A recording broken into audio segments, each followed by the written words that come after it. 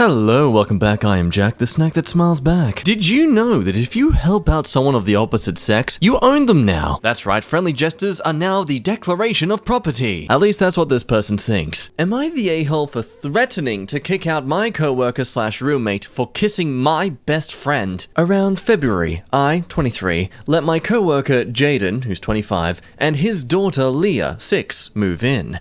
We were co-workers and friends for 3 years, and he's always been so funny, smart, and cute. We became really close friends. Unfortunately, work decided they can't afford to keep everyone and have been making cuts, and Jaden was basically forced to quit. I know he was really worried about his rent and everything, and my roommate was leaving, so I offered for him to stay with me, and we worked out an agreement. We decided that while he's still looking for a job, he'd deal with all the chores and errands and housework. It's honestly been amazing having him live with me. Oh, he's such a great cook. And Leah has actually been really well behaved and sweet. He's helped me out a lot, and I really enjoy being able to spend all this time with him. He has found some part-time work, but nothing that pays enough for him to live alone. So we've mostly kept to our agreement, just with me doing more and him helping pay a little. My friends have come over quite a few times, and obviously met him. Last weekend, I had a bunch of my friends stay over. I thought it went great, but the next day, Leah told me she saw Jaden kiss my best friend. I was really upset, and Jaden and I ended up arguing about it. I told him how betrayed I felt. He tried to say it was fine, that apparently that kiss wasn't intentional, and he didn't say anything because they didn't know what it meant. But it's still wrong. I'm doing so much only for him to do this to me. I got upset and told him that he will have to leave if he just wants to take advantage of my kindness, that I don't want to live with someone who betrays me like that.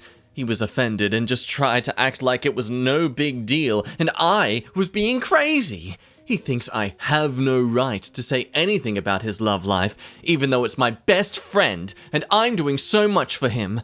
Our talk didn't really work, but I did talk to my best friend, and she agreed to back off. I was very respectful about it. I only threatened to cut off one of her fingers, Your Honor. The last few days have been horrible, and he doesn't think he's done anything wrong. I've tried to talk again, but he now refuses to, and has been really cold, and told me that he'll move out as soon as he can. I don't think I've done anything wrong. It's his own fault. I want to work this out, but he shouldn't be going around kissing my friends. But the fighting has really upset Leah, and obviously Jaden thinks I'm an a-hole, even if he's being selfish. No, guys, listen, people, listen.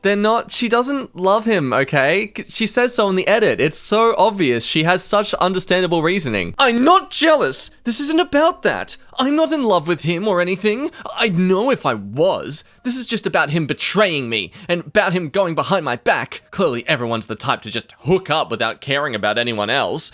There's way too many people to respond to now. Like I've said, it's not about jealousy. I'm not in love with Jaden. It's just rude and ungrateful to sneak around and do what he did.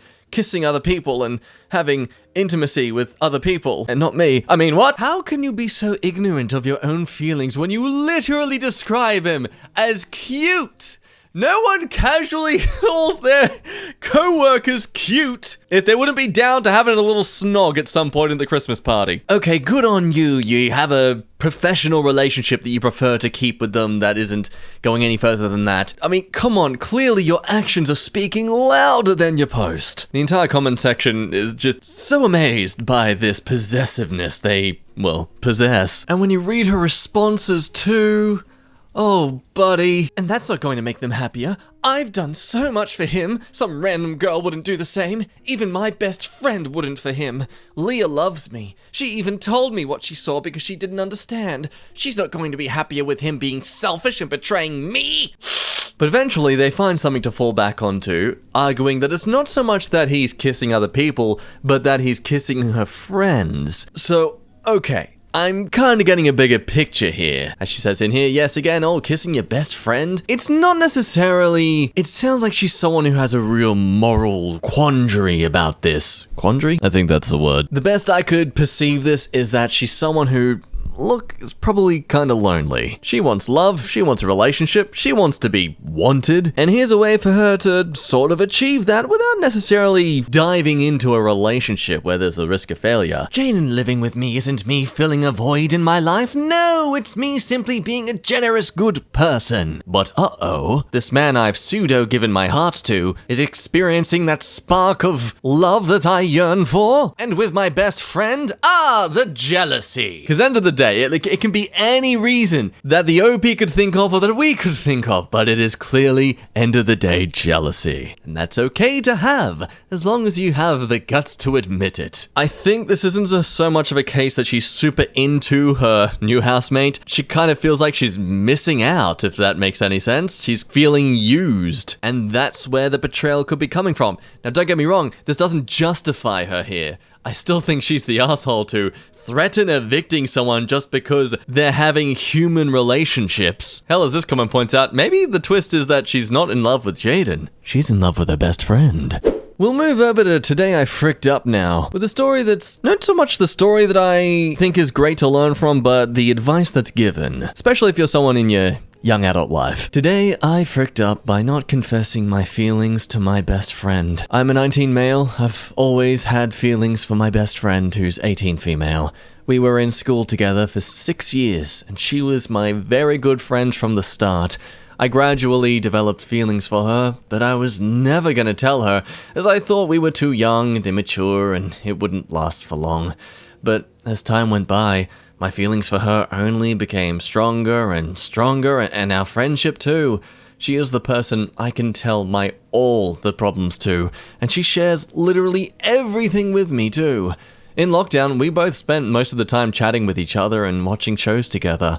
We bonded like hell in those 2 years, but by talking to her, I clearly knew she didn't feel the same way I felt about her. So I didn't confess my feelings to her because her friendship is more important to me than anything else. I didn't want to lose her by bringing this up. Fast forward to the college times. We didn't get into the same college, and it hurt me so bad that we were going to split up.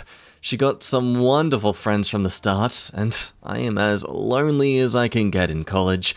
I am 1.5 years into the college and still don't have any good friend, but she has a very good friend circle, and a few of them being her best friends. When she told me she had other best friends in college, it stung me like hell, which is kind of selfish, but I just couldn't help myself. She told me that no matter how many friends I have, you are my best friend for life, and no one could replace you, and I believed her. Due to us being in different colleges and her having good friends she often hangs out with, we didn't talk as much as we used to. But still, we talk occasionally on Insta and WhatsApp, and talk on long calls once or twice a month, and share everything. So fast forward to a week ago, she called me and said she had something very important she wanted to share with me. She said that one of her best friends, let's say Andy, told her that he liked her so much and had feelings for her, but she said she didn't think about him that way. Andy said, I just had to tell you. The more I talked to you, my feelings for you would just become strong. He said that he didn't want to lose her because of this, but he couldn't talk with her for some days. She said Andy was genuinely a good guy and wouldn't take advantage of her and wouldn't just fool around. But she was afraid if their friendship might get ruined if something was to happen to their relationship in the future. She talked to her other friend about this, and they said that they are perfect for each other, and everything would be fine in the future. Don't worry too much. Oh, I'm sure that's great for OP to hear. Andy's friend also called her and told her that don't overthink it, and if you like him, just go ahead with it. She said then that she needs some time to think, and she'll give her answer after some time. During this whole time, our conversation, I was just thinking, please don't say yes. She didn't yet, but I didn't know for sure what was going to happen. After a couple of days, we were having a casual conversation, and this topic unfolded, and she said that she was going to say yes to him. And I felt this big shock, and I didn't move an inch for 5 minutes. I felt like crying. I have never felt so broken. I couldn't let her know how I felt, so I said I was so happy for her. She hasn't said yes yet, but she is going to in 3 days. Now, I can't help but wonder what would have happened if I did confess my feelings. One thing I know for sure is that she wouldn't have unfriended me because our friendship is too precious for her. I already wasn't so happy with my life, and now I had to live with this. And I don't have anyone to share this with. I am so depressed by this, and there's nothing I can do about it. I don't even have friends in college, so my mind would divert. I'll just have to bury my feelings, and I have no idea how I'm gonna do that. And the hard part, their relationship, hasn't even started yet. I don't know how I'm gonna watch them together.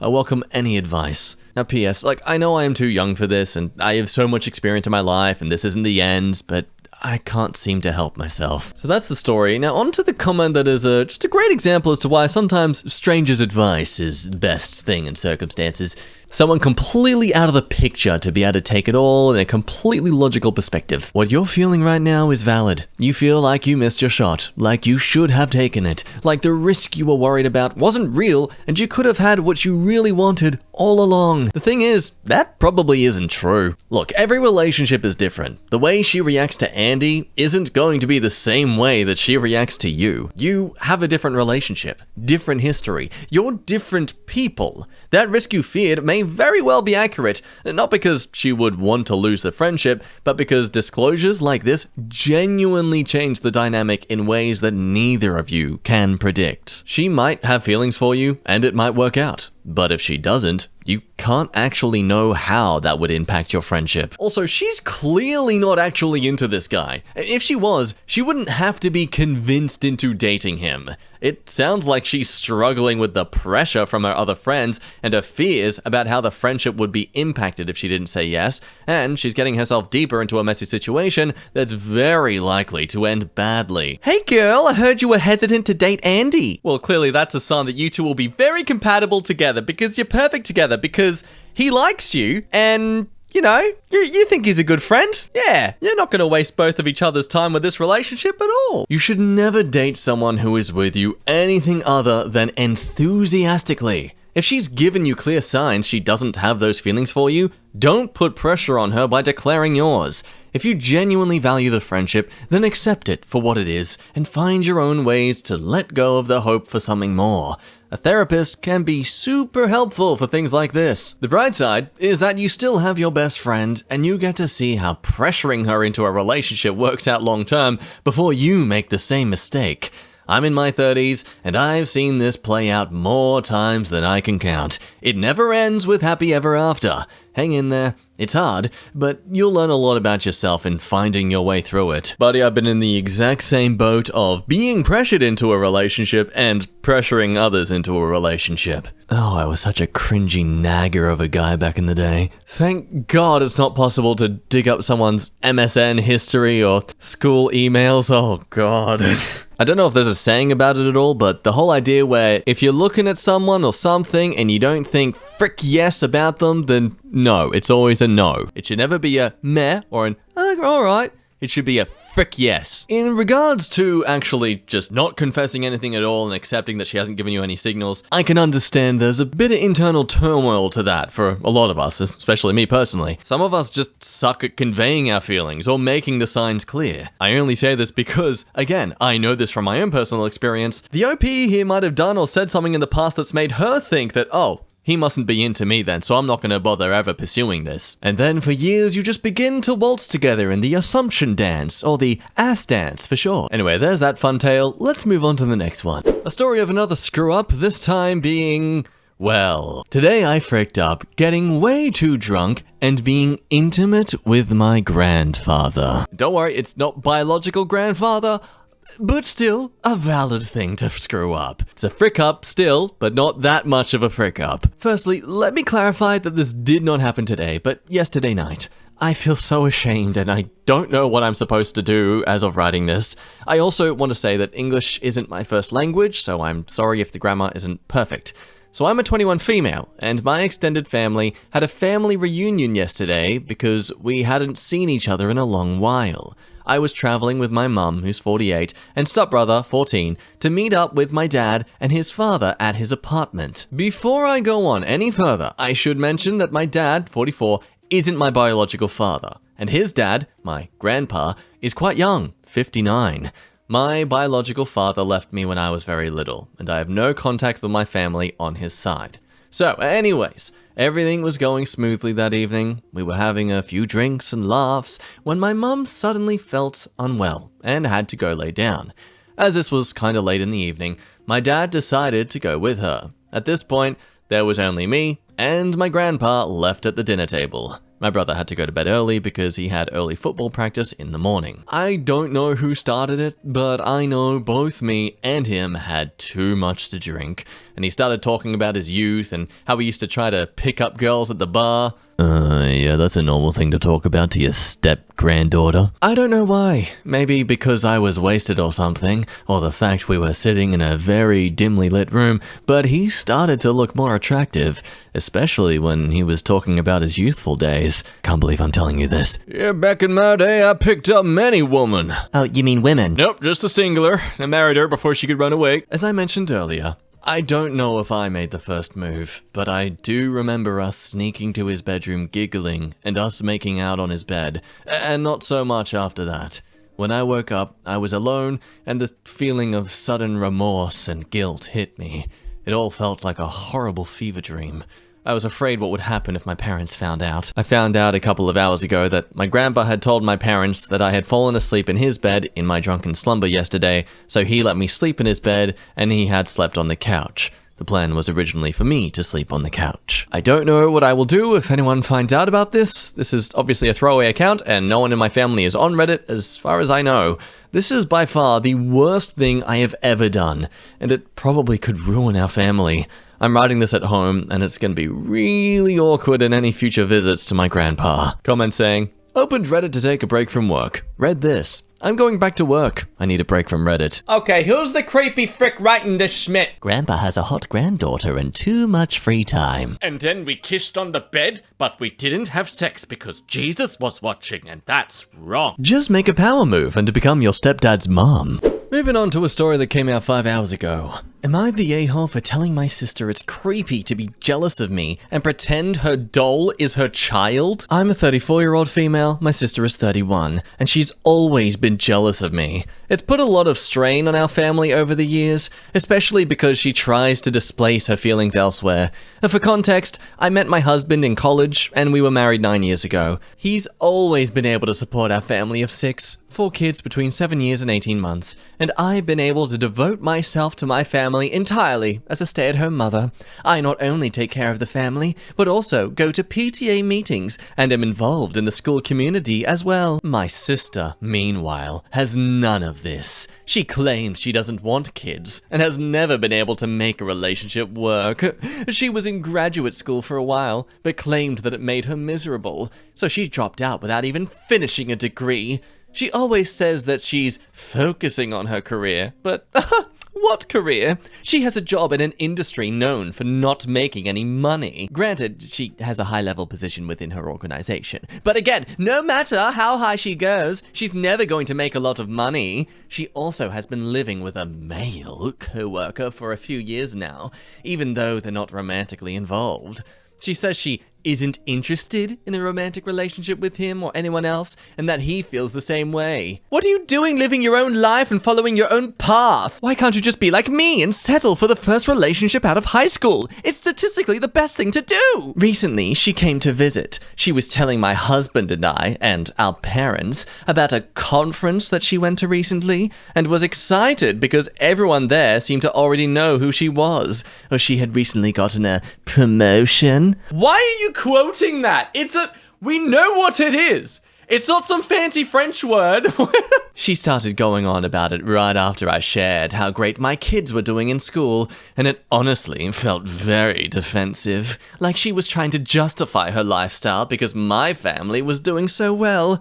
It made me a little annoyed, but mostly sad for her. That night, I caught her video chatting with her coworker or roommate. She has a stuffed dog that he gave her for Christmas named Harold, and she was talking to her coworker as if Harold was an actual baby. Good night, roommate. I love you. I miss snuggling with you. While making the dog's paw wave. I was completely creeped out. It is not healthy to think of a stuffed animal as your own child, let alone talk to it like one. This is one of those moments where even though it's being read out or typed out, by the OP's perspective, we can easily see that that is not at all what is actually happening here. The sister does not think this toy is their own child. But what does Super Mum do? I confronted her. She tried to laugh it off and said that it was just a silly thing she does with her roommate, and refused to acknowledge the deeper issues there. I got frustrated and told her that it was creepy to be jealous enough to pretend a stuffed animal was her child,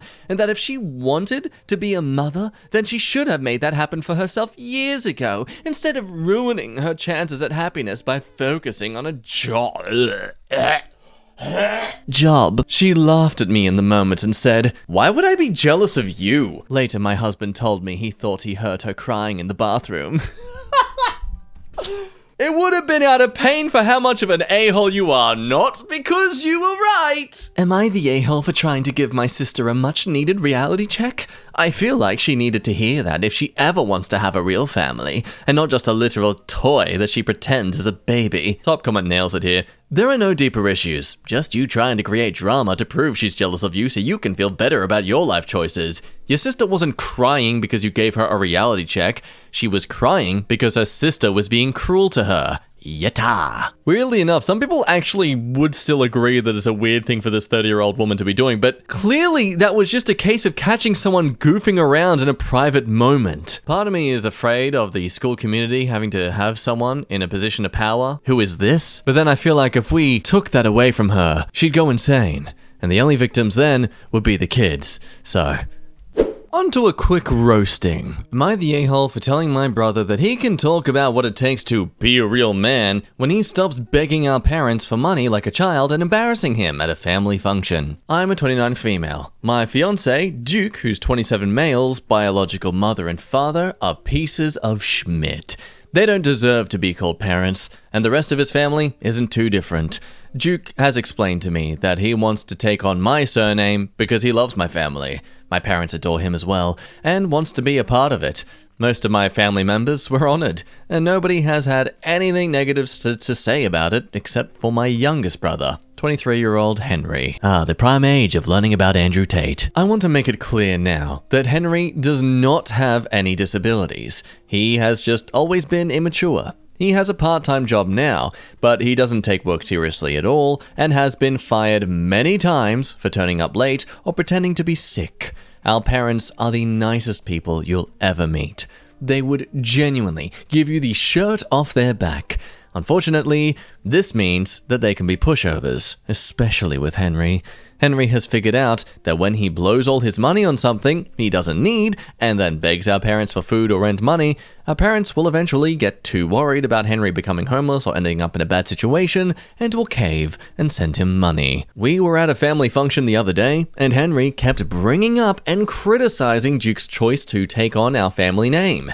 Henry kept making comments like how he should buy a flowery apron as a wedding gift for us since Duke is clearly going to be the woman here. Duke was annoyed, but he always does his best to take the high road and keep things civil with Henry. We both ignored him at first, then I told Henry constantly to knock it off because it's plain rude and not funny. We sat down for dinner and, with no prompting, Henry made an incredibly stupid statement about how I would need to learn lesbian sex? Oh my god. Until Duke decides to shed off that vagina and learns to be a real man. I was tired of Henry's immaturity, so I told Henry that he can talk about being a real man when he stops begging our parents for money like a child and fully supports himself. A lot of the family members, mostly the younger ones like my cousins and nieces and nephews, laughed at Henry. Good. Henry was ticked off and left as soon as he finished dinner. Before Duke and I left, several of the older family members, my aunt, uncle, older sister, and grandparents, pulled me aside and said I was wrong to say what I did to Henry. They agreed that Henry shouldn't be guilting our parents into giving him money, but I know Henry just isn't as mature as me. And someone else acting childish doesn't give me the right to behave poorly as well and embarrass my brother in front of the family with a low blow. I realize there is a lot of truth to their statements, but I believe with Henry that if he can't take it, then he shouldn't dish it out.